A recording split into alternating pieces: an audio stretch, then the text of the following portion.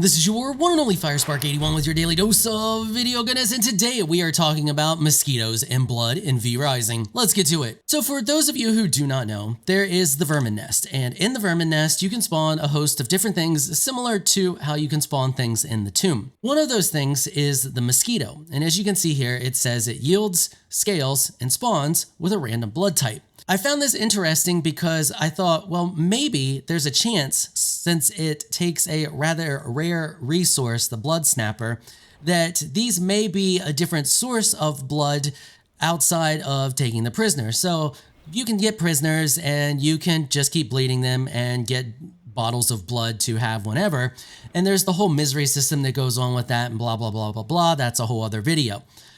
But I thought, well, since these take such a rare resource and it spawns 3, what if there's a chance that the developers put in a different way to go about getting decently high blood to go out on your adventures with? The Highland Lotus is also not insanely rare, but it's a resource that's currently an end game resource. This is probably going to change in the future, but as of right now, it's an end game resource. So in order to find out if spawning these things was worth it or not, I spawned in a ton of them, 150 of them to be exact, and I recorded all of their blood types. And then I averaged all of their blood together separately. So all the brutes I listed, and then I averaged all of those percentages together to come up with an average percentage for each blood type that spawns from spawning mosquitoes out of the Vermin Nest. And needless to say, as you could probably tell from the thumbnail, I was relatively disappointed. It's bad. It's really bad.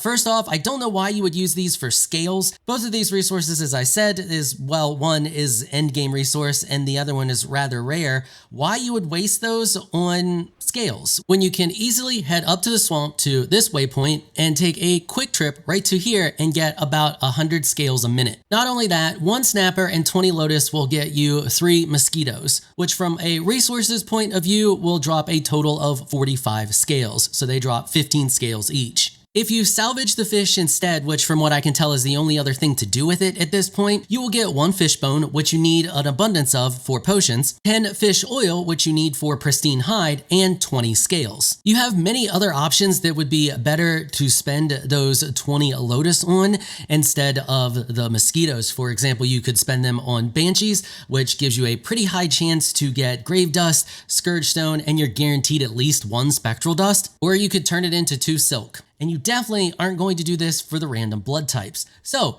let's talk about the blood types. Out of the scholars, we got 39 scholar mosquitoes, and the average blood type averaged out to be 30%. So there were some higher ones in there every now and then. Out of all of them, I think the highest I got was, it looks like a 73 was the highest. The rest of them were between 25 and 30, which is why we more or less have the average of 30. Same thing goes with the brute. The average was 31 and our highest was a 71. We only got 170 and it was at 71. That was it. And we got a total of 36 brute. I do gotta say that we got a pretty even spread of all of them.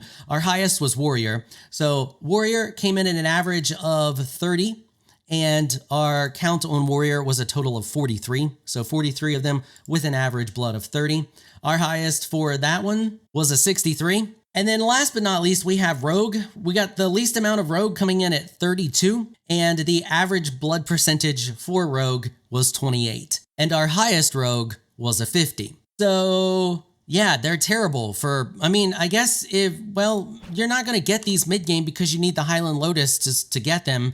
And you got to go over to Silverlight. So you're going over here and you can get the lotus at the Harpy's Nest, which is somewhere, I want to say around in somewhere over here.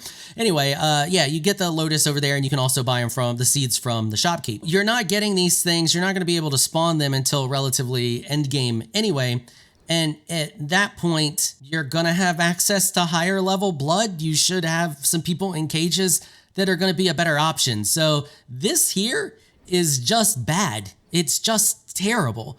You get better resources from just salvaging the fish, and all the blood that you get from it is going to be in the 30s, which isn't that great. And I recently just did a video about the spawn mechanic in the tombs, and to be honest, I think this whole mechanic with the spawning the things should be powered by the blood essence. Everything from the basic to the primordial or greater or whatever it is should just be used to spawn these things. It'd be a much better use using the blood essence. It's something that doesn't have the biggest use right now, and I find myself having an abundance of it to the point where I'm just throwing it out, and we're playing with default settings on our server for how much resources you get for things, and I'm just throwing it out on my server. So it would be a much better use to put it towards spawning things. It also makes more sense. You're putting in blood essence to spawn things. I don't know, just my thoughts there. But yeah, don't summon mosquitoes at all. Just if you need scales, just go up here to the swamp and kill spiders and mosquitoes and frogs up there. You're gonna come out with tons of scales. They're super easy to get. And if you need a steady supply of blood, put people in cages.